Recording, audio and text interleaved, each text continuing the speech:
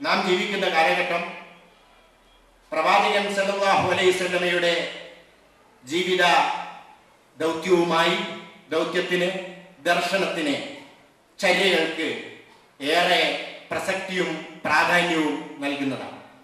എന്നല്ല, ലോകം ഇന്ന് അകപ്പെട്ടിരിക്കുന്ന ഈ പതിതാവസ്ഥയിൽ നിന്ന് എല്ലാതരം മൂല്യങ്ങളും മനുഷ്യനെ, സമൂഹ ജീവിതത്തെ, സമാധാനപൂർണമായ ജീവിതത്തെ പ്രദാനം ചെയ്യുന്ന എല്ലാ അടിസ്ഥാന മൂല്യങ്ങളും തൂത്തെറിയപ്പെട്ട, ചവിട്ടിമെതിക്കപ്പെട്ട ഒരു കാലഘട്ടത്തിലാണ്.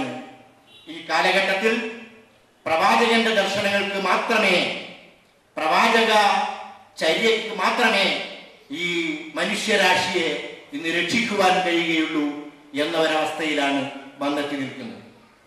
നമുക്കറിയാമല്ലോ, പ്രവാചകൻ സല്ലല്ലാഹു അലൈഹി വസല്ലമ ആഗതനായ ആ കാലഘട്ടം കാട്ടറബികളുടേതായ കാലഘട്ടം, ഡാർക്ക് ഏജ്, ജാഹിലിയ യുഗം എന്ന് വിശേഷിപ്പിക്കപ്പെട്ടു.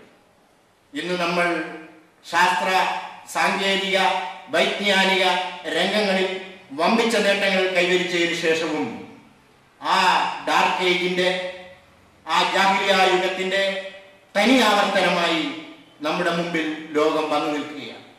എത്രയും സമ്പാദിക്കുക, ഇവിടെ ദൈവം തമ്പുരാൻ ഇവിടെ ജീവിക്കുന്ന മുഴുവൻ മനുഷ്യർക്കു വേണ്ടി, മനുഷ്യർക്കുമായി അവശേഷിപ്പിച്ച, സൃഷ്ടിക്കപ്പെട്ട വിഭവങ്ങളിൽ കഴിയുന്നത്ര സ്വന്തം ഉപഭോഗിക്കുക, കഴിയുന്നത്ര പണം സമ്പാദിക്കുക. ആ പണത്തിന്റെ ബലത്തിൽ വീണ്ടും വീണ്ടും സഹജീവികളെ ഈ ആധുനിക യുഗത്തിലെ എല്ലാ സങ്കേതങ്ങളും ഉപയോഗിച്ച് ചൂഷണം ചെയ്യുക, അധികാരം കൈയടക്കുക, അധികാരവും പണവും സ്വാധീനവും ഉപയോഗിച്ചുകൊണ്ട് മനുഷ്യരെ ചൂഷണം ചെയ്യുക എന്ന ഒരവസ്ഥയിലേക്കാണ് എത്തി നിൽക്കുന്നത്. ഈ ഘട്ടത്തിൽ പ്രവാചകൻ സല്ലല്ലാഹു അലൈഹി വസല്ലമയുടെ സന്ദേശം ഉയർത്തിപ്പിടിച്ചുകൊണ്ടുള്ള പ്രവാചക പ്രചാരണ പരിപാടികൾ നടക്കേണ്ടതുണ്ട് എന്ന് പോപ്പുലർ ഫ്രണ്ട് തീരുമാനിക്കുക. പ്രവാചക പ്രചാരണ പരിപാടികൾ നമ്മുടെ നാട്ടിൽ ഒരു പഞ്ഞവുമില്ല. എല്ലാം മദ്ഹ് പ്രചാരണ പരിപാടികളാണ് നടക്കുന്നത്. അതിനപ്പുറത്ത് പ്രവാചകന്റെ ജീവിതത്തിൽ പ്രവാചകൻ എന്തെങ്കിലും അവശേഷിപ്പിച്ചിട്ടുണ്ടെങ്കിൽ അത് തിരുശേഷിപ്പുകൾ മാത്രമാണ്. ആ തിരുശേഷിപ്പുകളുടെ മഹാത്മ്യം മാത്രമാണ് മനുഷ്യന്റെ മുന്നിൽ പ്രവാചകന്മാരുടെ പിന്മുറക്കാരായ ഖൈറുമ്മത്തിന് സമർപ്പിക്കുവാനുള്ളത് എന്നവരെ അവസ്ഥാവിശേഷത്തിലേക്ക് ഇന്ന് നമ്മുടെ നാട് എത്തിയിരിക്കുന്നു. പ്രവാചകന്റെ തിരുശേഷിപ്പുകളെ കുറിച്ച്, അതിന്റെ പ്രാധാന്യത്തെക്കുറിച്ച് എനിക്കോ പോപ്പുലർ ഫ്രണ്ടിനോ അഭിപ്രായ വ്യത്യാസമൊന്നും. പക്ഷേ കേവലം തിരുശേഷിപ്പുകളിൽ മാത്രം, മുടിയും നഖവും മറ്റ് വസ്തുക്കളിലും മാത്രം പ്രവാചകനെ കുരുക്കിയിടുന്ന ഒരു സമുദായത്തെ മൊത്തം മുടിയിൽ കുരുക്കിയിടുന്ന ഒരവസ്ഥാവിശേഷത്തിലേക്ക് നമ്മൾ എത്തിയിരിക്കും. ഇങ്ങനെ പ്രവാചക പ്രചാരണ പരിപാടികൾ നടക്കുമ്പോൾ പ്രവാചകനെ തന്നെ വെറുത്തുപോകുന്ന, ഇതിന്റെ പ്രചാരകനെ തന്നെ വെറുത്തുപോകുന്ന ഒരവസ്ഥ പൊതുസമൂഹത്തിൽ നിന്നുണ്ടായിക്കൊണ്ടിരിക്കുക.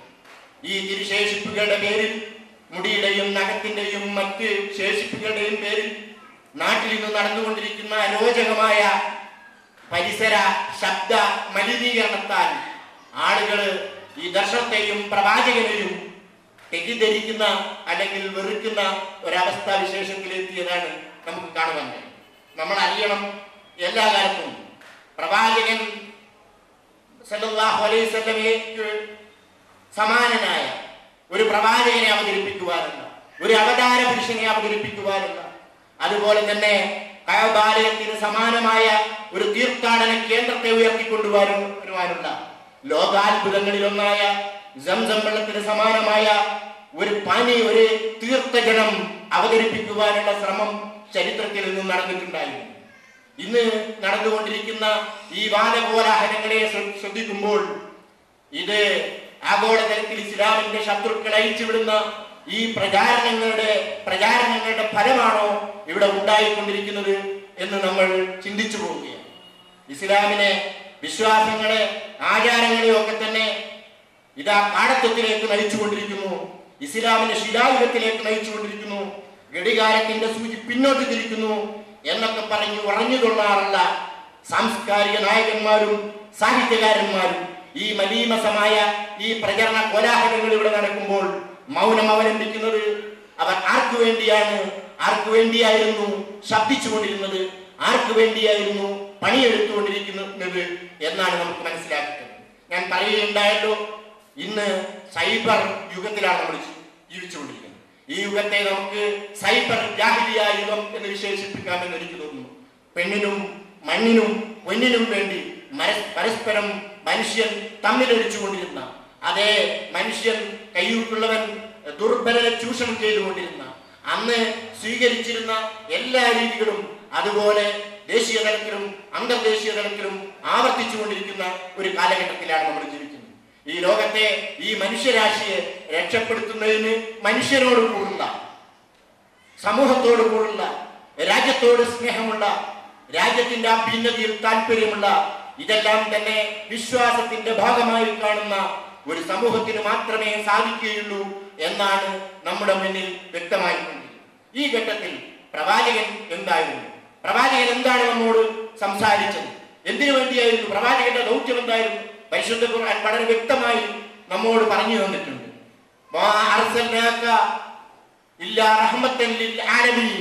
മുഴുവൻ പ്രപഞ്ചത്തിനും മുഴുവൻ ലോകർക്കും അനുഗ്രഹമായിട്ടല്ലാതെ താങ്കളെ നാം നിയോഗിച്ചിട്ടില്ല.